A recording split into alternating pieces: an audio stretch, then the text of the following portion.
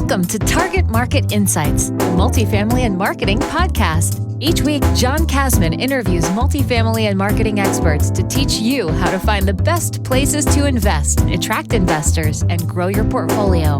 You are listening to Target Market Insights with your host, John Kasman. Welcome to Target Market Insights, the multifamily and marketing show. I'm your host, John Kasman, and I want to thank you for joining us for another great episode. Now, if you're enjoying the show, do me one quick favor and leave us a rating and review. And don't forget to hit that subscribe button so you don't miss an episode. Now, today we're going to be talking to Jhanel Wilson. Jhanel Wilson is a chemical engineer turned real estate investor. Now, she's scaled up to an 8-figure portfolio using government programs and being a defensive investor with a recession and pandemic-proof portfolio. Today, she is the CEO of the Savvy REI, and she is here with 17 years of hard life lessons and personal strategies to help you become a better investor. Let's welcome to the show, Jhanel Wilson. Yay, thank you for having me. So glad to be here. Absolutely. Jhanel, listen, it's great to talk to you. I went over your bio at a very high level. Take 2 minutes and give us a little bit more context on your background. Oh, yeah. So I started investing and working as an engineer at the same time in 2004 at the age of 22. And my first project was really a doozy. I had to save it from share sale. It was my dad's property. I had to save it from share sale, and I used a student loan. I used a credit card. And eventually, to fix all the violations, because they would also want to tear it down, I used the home equity loan by a drive-by appraisal that they were doing back in the day in 2004. So my very first project, I used a whole lot of debt. I used all the weird that people don't really are comfortable with, credit cards, student loans. And I got in there in the back end, was able to refinance it. And I had the usual problems of contractor drama. He didn't finish the job. I started managing his old crew, paying them per day. So with all these problems, I learned a lot on this job. I learned about dealing with the city, structural problems, and all kinds of other stuff. And I think because of that, it's made me a really strong investor. But at the end of the day, I finished the project. I put 2 Section 8 tenants in there and started cash flowing immediately. And immediately forgot all the problems that I had, and I was ready to take on more. And with this experience that I had of using leverage and managing my own crew, I took this knowledge and was able to grow it to a big portfolio. And I love it. And I love the fact that this story is kind of full circle. You started by trying to save your dad's house, and this ended up being a launching platform for you to build your own portfolio. Just walk me through like that, because you talked about you being, 22 years old. It sounds like you didn't really have any real estate investing experience at that point. So you were really thrown into the situation where you recognized what was going on with your dad and tried to do whatever you could to save this house. So what was it like at that time, trying to learn real estate, learn all this stuff at the same time, and not necessarily, having the time to read all the books and prep yourself for this endeavor? Well, what prepared me was that I've always been into personal finance. I've been saving money as a young kid. I've always saved my birthday money. I've always saved a lot of change, and I've read a lot of Susie Orman books. So I knew about finance and personal finance, and I always save my money. I've always been frugal. And because I had this background of understanding interest rates and credit cards, I think I took that knowledge and used it to my advantage. But no, I did not know anything about real estate. I didn't know anything about construction. At one point, I almost sold the building because I didn't know what to do. I kept getting all these estimates that were really high. I didn't have the money. But what kept me going was someone did offer me money for the project. They offered me $45,000. And this was a total shell. Like I said, the back wall was collapsing, joists were missing, the ceiling was, you could see the sky. So the fact that they wanted to offer me $45,000 for this house, and it intrigued me. I was like, maybe I should stick this out. And so, as I went through the process, it was very overwhelming at times. And I remember these feelings like yesterday. So when other new investors come to me, I said, look, I know it's overwhelming, but there is a way. So one thing that helped me was that I didn't have kids. I didn't have a hard job, and I could only focus on this. And I just kept meeting people that helped me. I ran into someone who just refinanced their house around the corner. They had it refinanced by drive-by appraisal. And I was like, this sounds perfect for my situation. So I kept getting all these tidbits of information. It was like a breadcrumb, and it just led me and helped me navigate the situation. And I figured everything out. And so, um, having these moments of feeling overwhelmed and then having these moments of relief of like, wow, there is an answer to everything. It helped me, and like I said, it made me fearless, a fearless investor, because I feel like I could always figure things out. Now, I did recently have a situation where I didn't think I was going to figure it out, but for the most part, always knowing that there's an answer out there and a person out there who had a similar experience and can get you through it really helps. Yeah, I think too, like listening to you talk about the challenges, you talked about some of the, challenges with contractors, some of the Yeah, challenges with, banks and lenders, the appraisal process, and just yeah, all of those challenges, and recognizing that, at the time you really had time available, right? You didn't have children, right. didn't have, a demanding job, so you could do that. For that person who's listening, but maybe they have some of those other, time Yeah. constraints, those are barriers that stop most people from getting into real estate, even if they're interested. What would Mhm. you say to someone who maybe has some other time constraints, maybe doesn't have a whole lot of money to get going, but they are interested in moving forward with investing? Um, so when you don't have money, you kind of need to have the time, because it's like active versus passive investing. I've done a lot of active investing, which puts a lot of my time in it. And so I've saved a lot of money. So if you don't have time and you don't have money, then I don't know, you got to figure some things out. I don't know, trade some skills, you got to get creative. But for people who have money, they can obviously afford to be more passive and not be as involved. But if you don't, you know what? You just got to prioritize and ask what you really want and make the time if you want to do this, because really the work is up front. So if you make the time for it up front and prioritize, you can relax later once you get everything together. The hardest part is getting started. So let's talk too about that person who's maybe like you, young, no kids, nothing stopping them really from leveraging their time, but the money is still an Yep. issue. So you've got time on your hands. Maybe you don't have a whole lot of Yeah. capital. Walk us through some of the Mhm. practices and some of the things that you've been able to share with other people to get started. Yeah. So the main thing is having good credit. If you have good credit and no money, you're solid, because you could just leverage credit cards, lines of credit, and debt to get in there by 100% financing, but doing with under market value properties and putting work into adding the value versus buying a turnkey property that has no equity in it. So what they have to do is find off market deals or find properties on MLS, for whatever reason, and you have to put work into it. So less money means more work you have to do. Um, and that's pretty much how I've done it. I've managed all my projects myself. I order materials, I hire people to work under me. So if you're willing to put in the time and the activity, you can leverage your other skills. If you have friends or uncles who are doing work, maybe they'll do work for you cheap. So it's just finding out what your resources are, what your skills are, and using that instead of money. Yeah, you talked about the importance of credit. And I don't know if a lot of people truly understand that if you don't have the capital, but you do have time, credit can really help you. You talked about, using 100% financing off of credit, which, I know some people might say, wait a minute, you can't really do that in today's age. Can you actually do that still?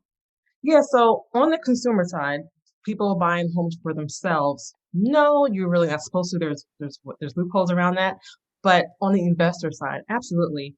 I partner credit cards and hard money loans all day long. They don't source where the funds are coming from. They just want you to come to the table and make sure you have your money. So you can get your money from a credit card. You can get your money from lines of credit. You can get your money from anywhere as long as you're able to maintain the payments of both. And what I suggest people doing is building the payments into their budget. So if I have a construction budget that's 20,000, I take out the whole 20,000 on my credit card, but I allot 5,000 to the payments, or whatever the amount is. So it's just about planning ahead and being sure of your construction team. So this is if you have experience or know your team, or if you can fill in the gaps.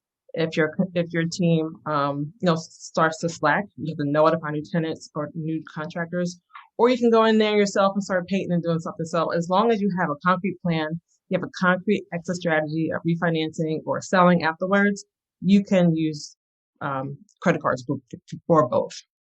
Got it. So you can use credit cards. You can also use, hard money lenders, use kind of a balance of both, and that will give you the capital you need to do these deals. Some Yeah. of our more conservative investors are going to say, wait a minute, that seems way too risky, right? You got way too much leverage, interest rates crazy high. Talk to me about how can we mitigate some of the potential risk and some of the potential exposure if you were going to take this strategy on.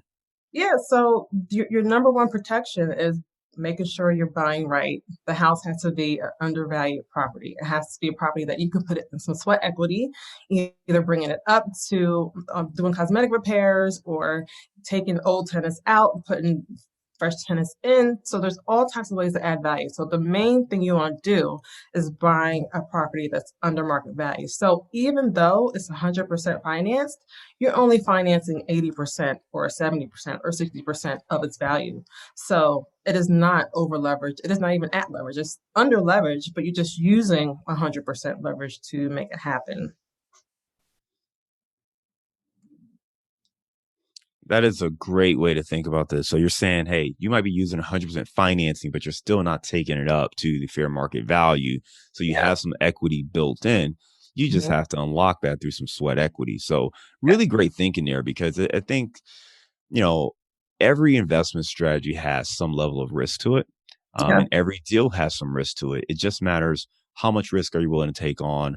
How can you mitigate that risk? And the more risky, quote unquote, a deal is, you should do other things that help you mitigate that risk. And in this case, you're Mhm. talking about making sure you buy right, buying Yeah. properties that are undervalued, where you're Mhm. going into it day one with some equity and making Exactly. sure that you have a plan to create that equity to unlock it and make your money back, and also building in your holding costs. So if you are paying higher interest rates on credit cards, make sure you build that into your budget and your scheduling and actually set the money aside so it's there to make those payments as opposed to scrambling, in a third or fourth month. That's a great way to do it.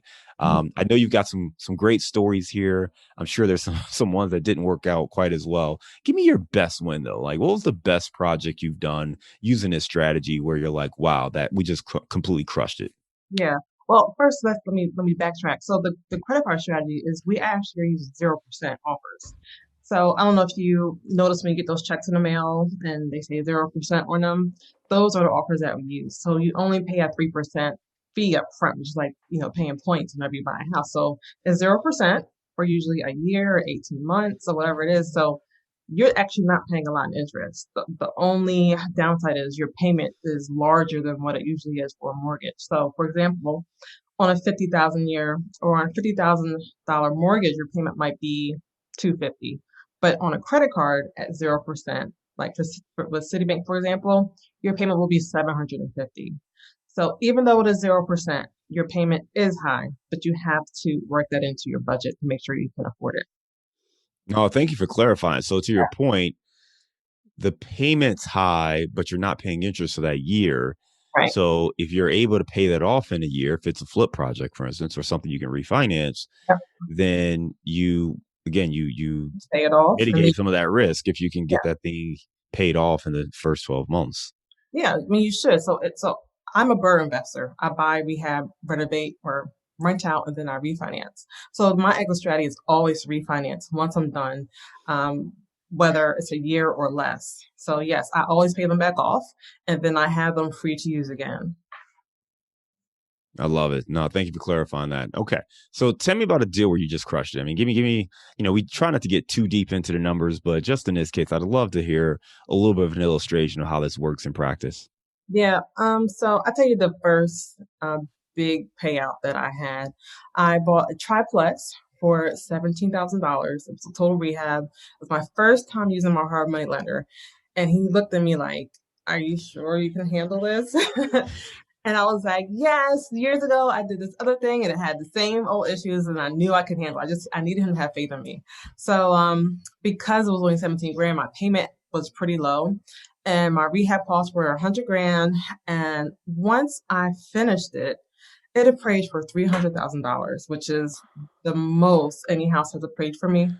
And I was able to cash out $100,000, even after paying off my card. So that was my really first big break pairing the hard money loan and the credit card and seeing really what it could do. Because before then, I was buying houses for like 20,000, 10,000, just using my credit card solely. And they would have the ARV of like 75,000. So I wasn't really able to take advantage of a lot. But as soon as I paired it with the hard money lender, my possibilities, exploded. So then my next one after that was another triplex, and my refinance cash outs just got bigger and bigger and bigger. I kept buying bigger and bigger properties. And so that's kind of how my portfolio grew so much, because when I paired it with the hard money lenders, and when you're able to close fast and close with cash, because even though it's not cash, I still say it's cash because it's just as good as cash. I can always get in there and swoop in and get the best deals because I can close. And wholesalers always bring me good deals because they know I can close. So having hard money lenders and having the credit cards and just being able to have the cash available to take advantage of great deals is really, really helpful and makes me able to capitalize a lot. Yeah, that's an amazing deal. You talked about buying that one for 17K, Yeah. doing your upgrade, and boom, it appraising for 300,000. You put 100 back in your pocket after paying everything off, and you still own the property.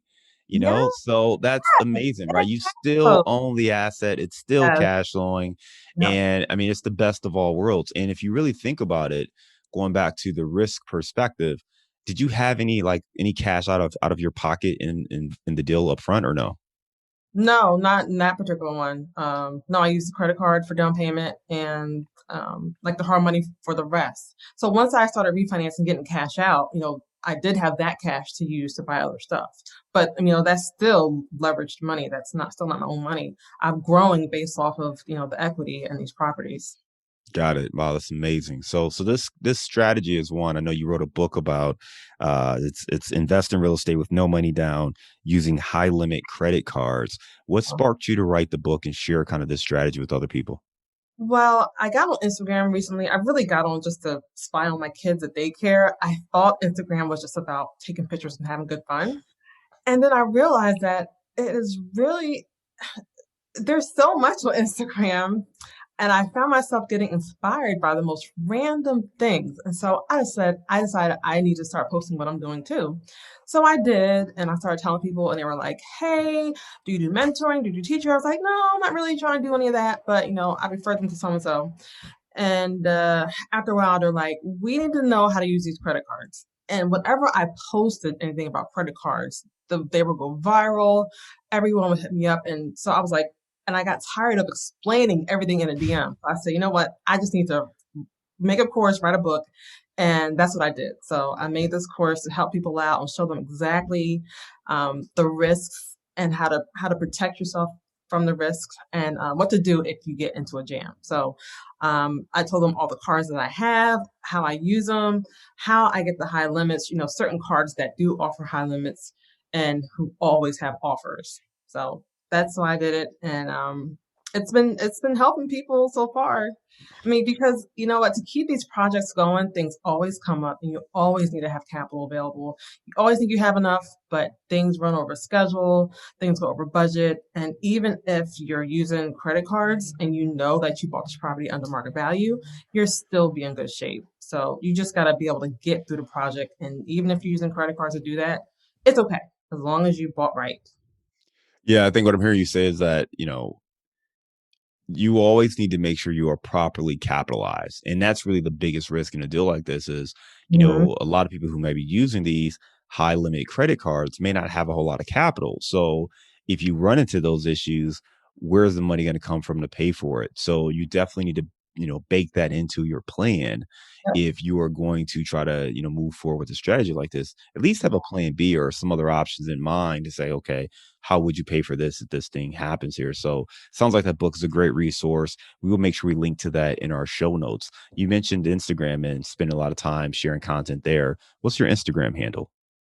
Jhanel Wilson, Jhanel Wilson, and I share my problems. I share how I'm going through them. Like right now, I'm going through a big issue because I bought these four triplexes a year ago, and I just went through the ringer. I mean, part of it's because of COVID, and my kids were home a lot of the time, and it was hard for me to manage stuff. So my contractor, my main contractor, the one who's like brought me through this whole thing, he stepped out And I was waiting for him to come back, so I wasted 3 months waiting for him to come back. Meanwhile, the inventory that I always kept him busy. So I had stuff in the pipeline for him to work on. So finally, when I decided that he wasn't available, I had to move on. I had to find all new contractors.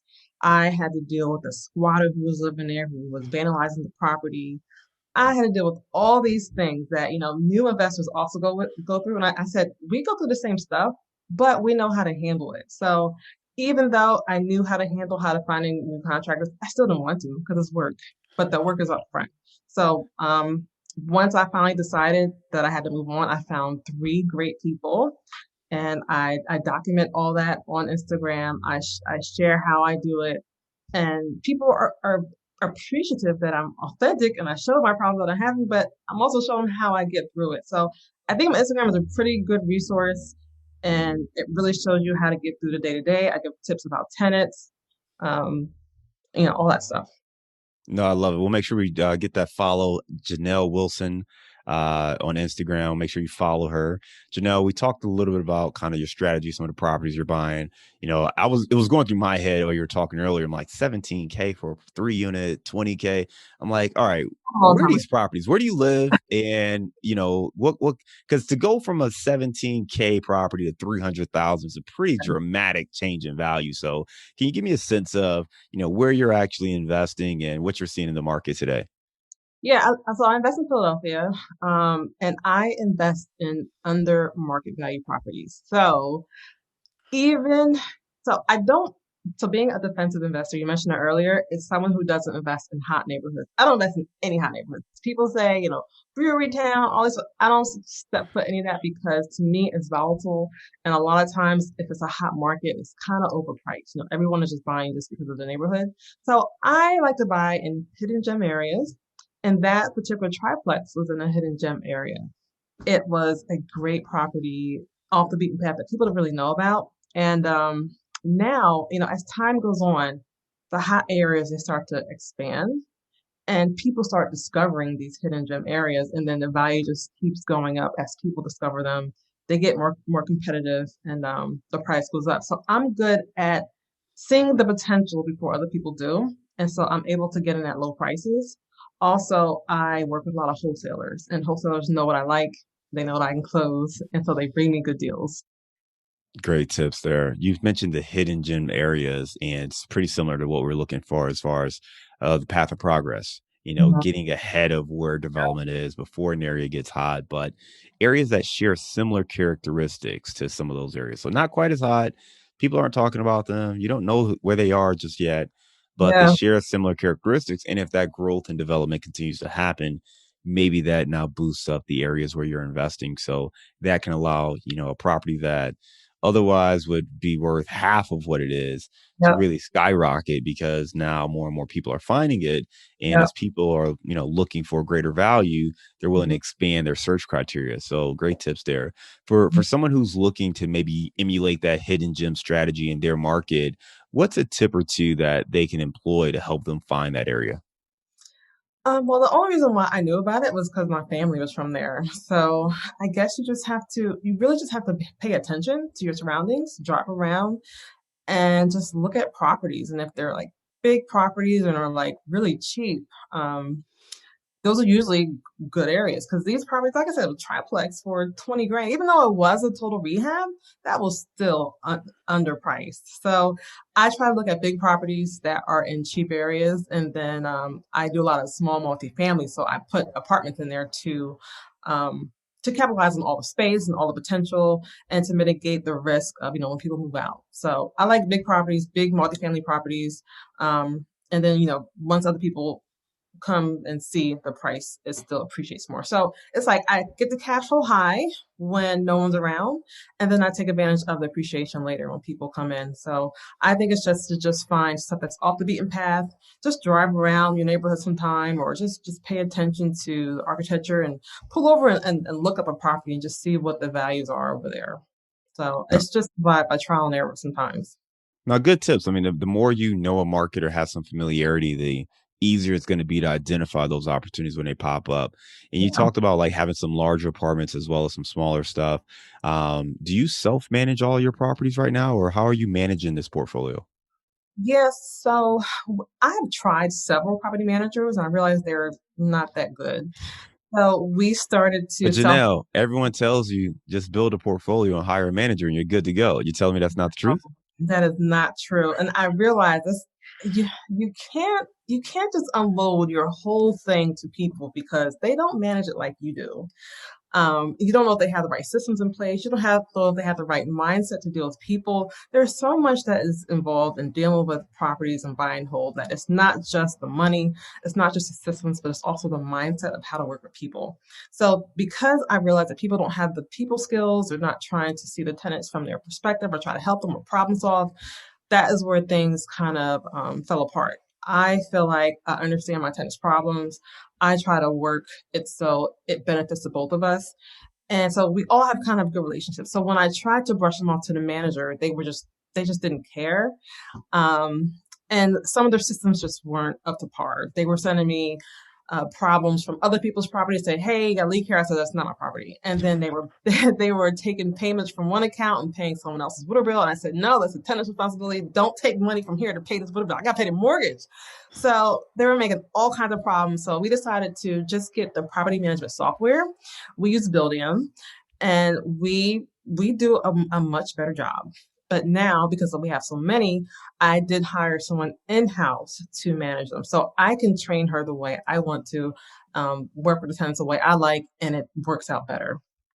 Got it. So, I think some key takeaways there. One, there's a relationship aspect of it. And I also think that depends on the quality of resident, right? Because some residents are more hands-on. They require a little bit more relationship. They require a little bit more hand-holding to get them what you need and what you're looking Oh, for. yeah. And some folks, are simple and easy, and they send you their rent money and Yep. you never hear from them, right? Unless there's Yeah. something wrong. You just never Yeah. you forget they're there. The So you majority of always my tenants are like that. yeah, so you get the majority like that, and then I think when you have property management, they have different systems, they have different Yeah. processes.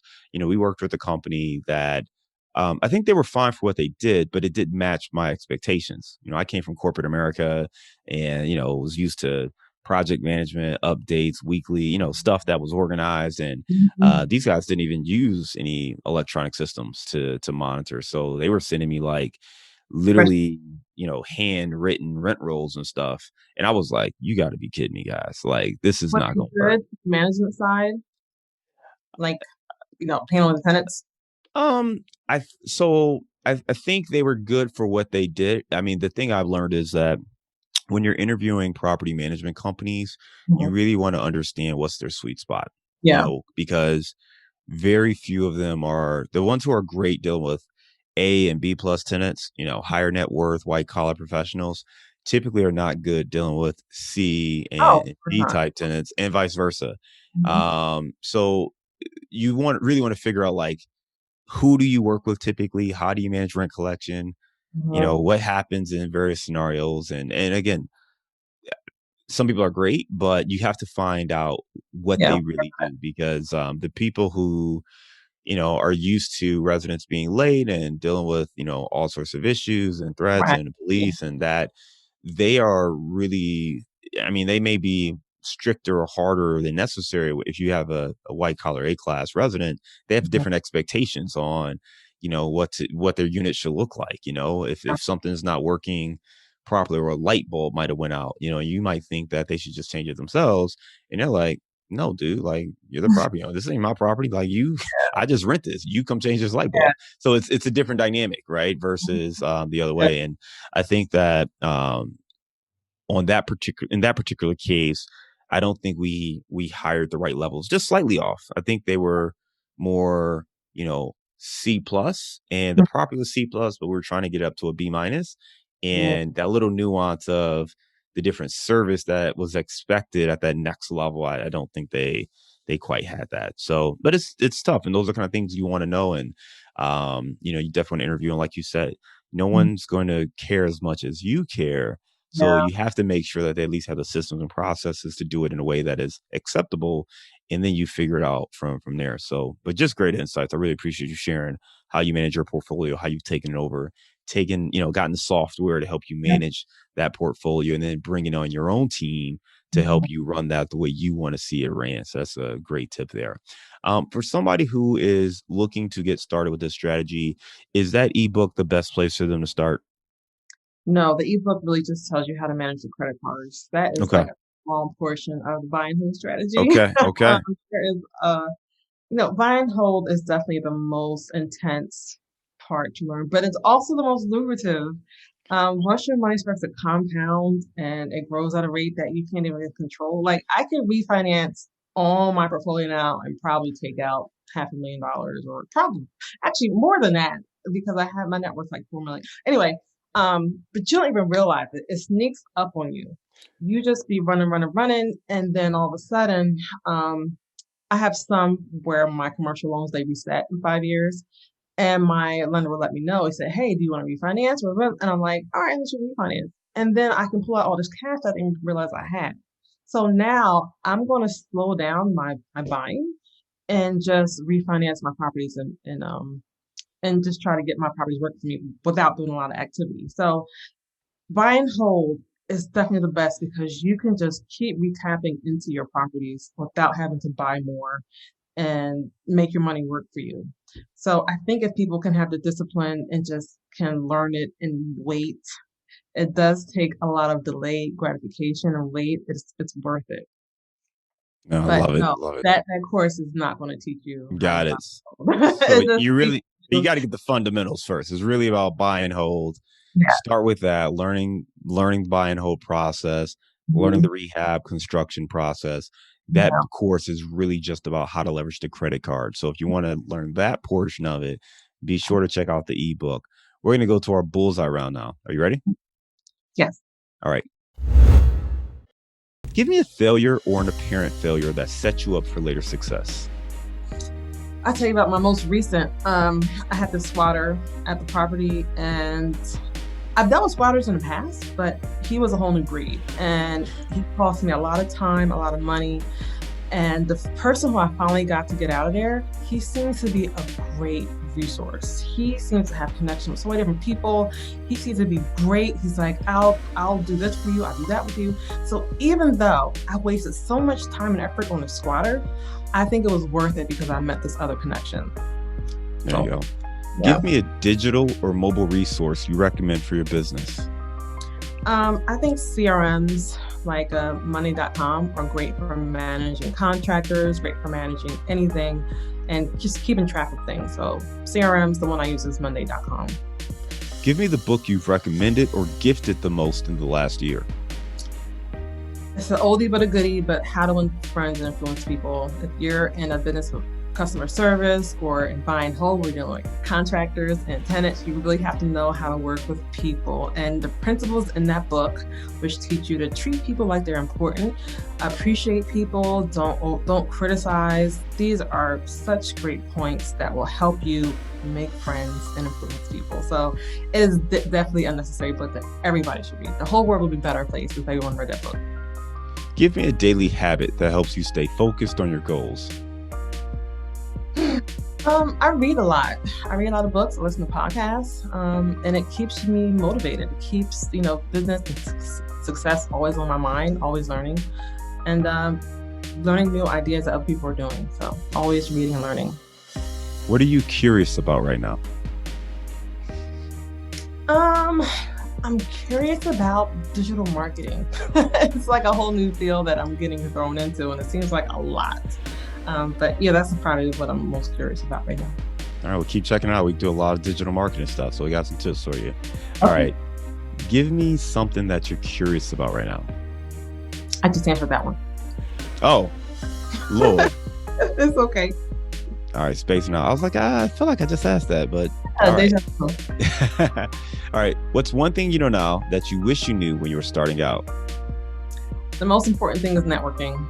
People are full of information, and whenever you're stuck, you need to tap your network because there is someone who knows someone who knows someone who can probably help you.